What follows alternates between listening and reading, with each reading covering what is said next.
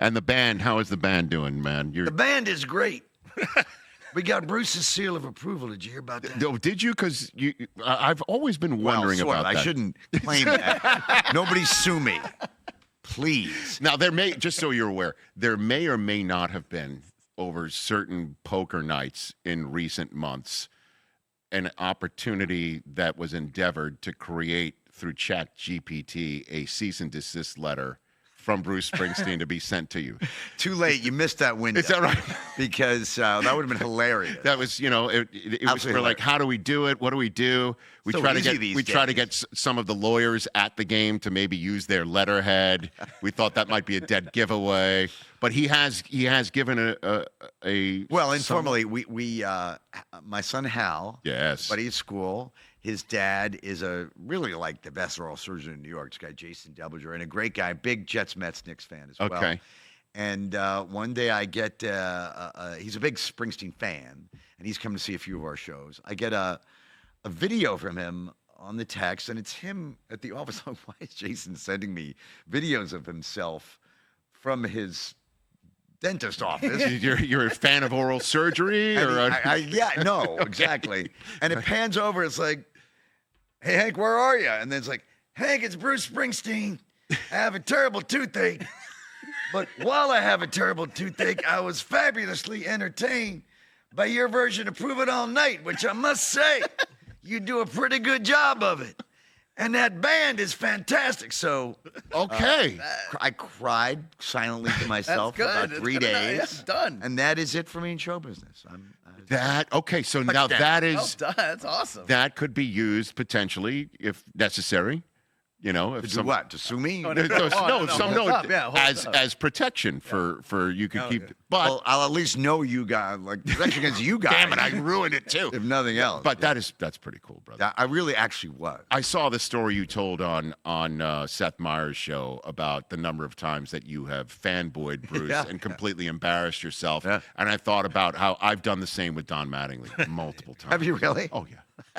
Multiple times, just thinking in your head, like you said that you had this whole soliloquy that you were going to say to Bruce when you met him, and out came what did you say? Well, I said it, but it came out like this. Bruce, your music meant so much to me. Not just your music, but the talks you would give in concerts actually inspired me to be a creative person.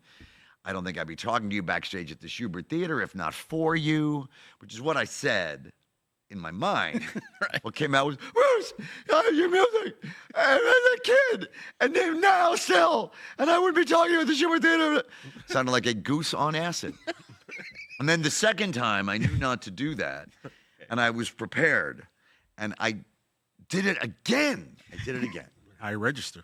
Yeah, no, I went up the octaves. You talk about the voice going. Yes, that's the higher register. You got to do that to say what you got to do that to believe what you're saying.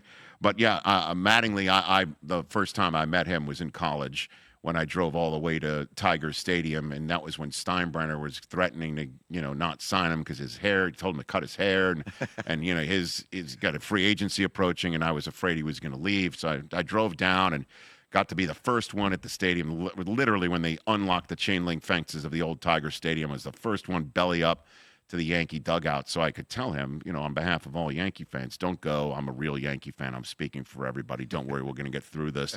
And all that came out as soon as he came up was Donnie Baseball, woo! That was it. Woo!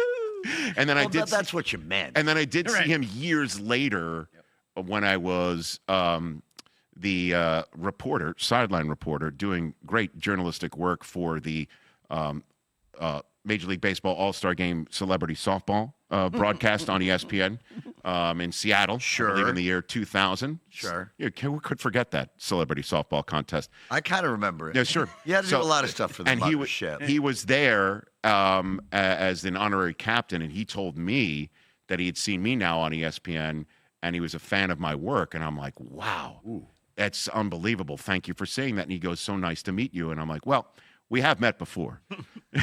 And I told him that story and creeped him out again. Yeah. You see, don't do it. No, I did it to Nomar on a plane once. That's right. You did that to Nomar on a plane. And the only thing that came out was, we have the same birthday. And he was like, cool.